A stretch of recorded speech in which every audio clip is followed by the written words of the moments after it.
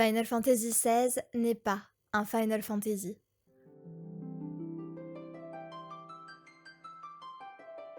Si vous avez traîné un peu en ligne depuis la sortie du dernier opus de la saga, il y a de fortes chances que vous ayez vu des discussions à ce sujet. Du coup, un instant.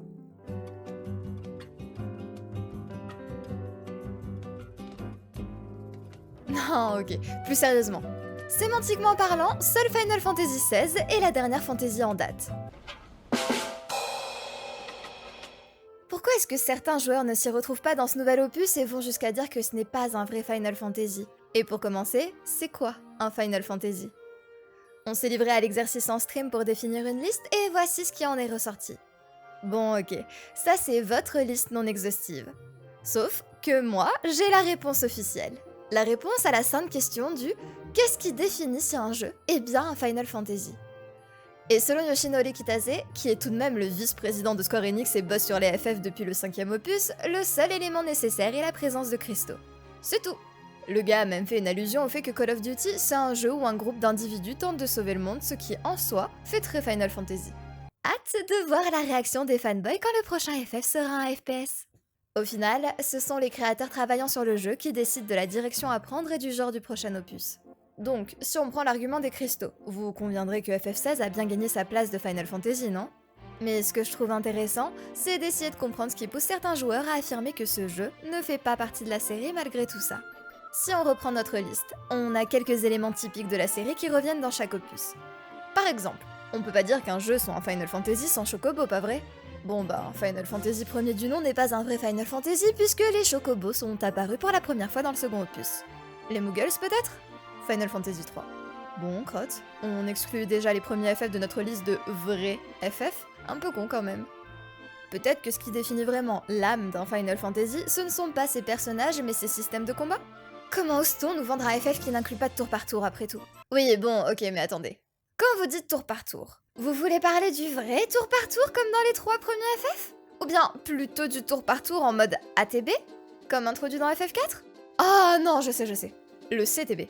Ou peut-être même que finalement, non, le tour par tour c'était ringard et vous préférez les combats en temps réel de FF11. Ah, mais non. Pardon, FF11 c'est un MMO, ça compte pas. C'est pas vraiment un Final Fantasy, excusez-moi. Ok, bon bah, revenons à FF13 alors. L'ADB? Ouais, même moi pour le coup, j'avais jamais entendu ce nom-là. Bon, oubliez-le alors, on peut sauter FF14 parce que, rappelez-vous, les MMO ça compte pas, hein. Donc, FF15 et son système OCS?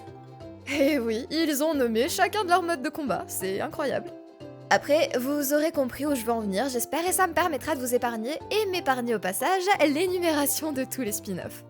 Oublions les systèmes de combat, puisqu'il n'y a pas de vrai système unique à la série, et voyons ce qu'on peut trouver d'autre. Ah, je sais.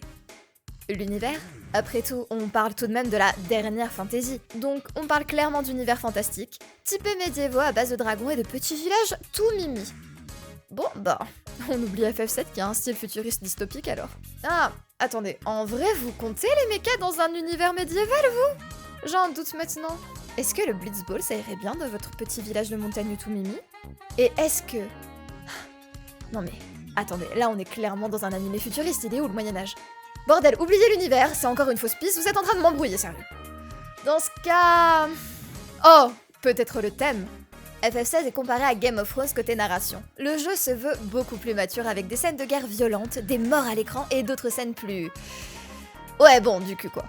Et Dieu sait que Final Fantasy, c'est censé être un univers coloré, avec des personnages adorables et attachants où il ne se passe jamais rien de mature. Bravo! Très bon!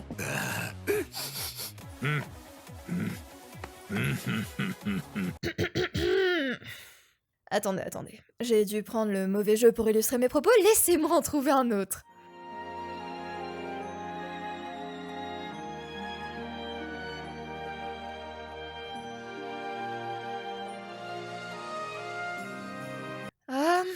Ok, rayez aussi le thème de la maturité, c'est bon, j'en ai assez vu. N'ayez crainte, il nous reste encore au moins la politique.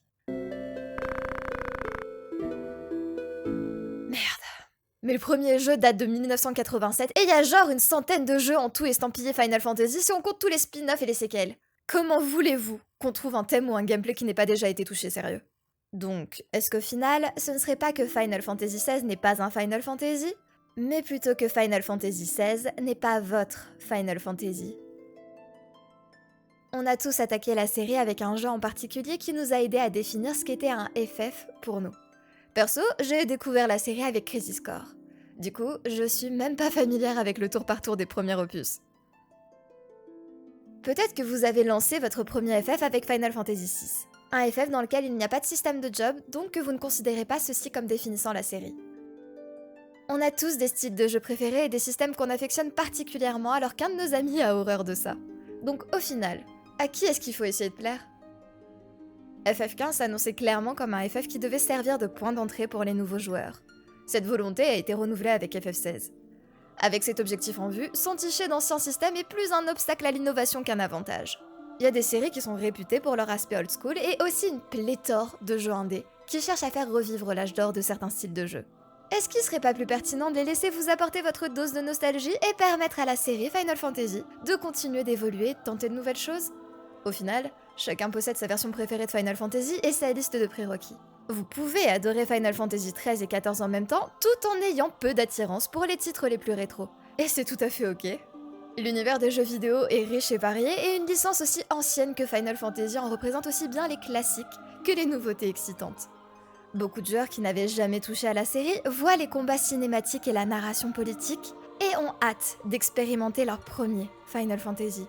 Et au passage, ils redéfinissent à leur tour ce qu'est leur Final Fantasy.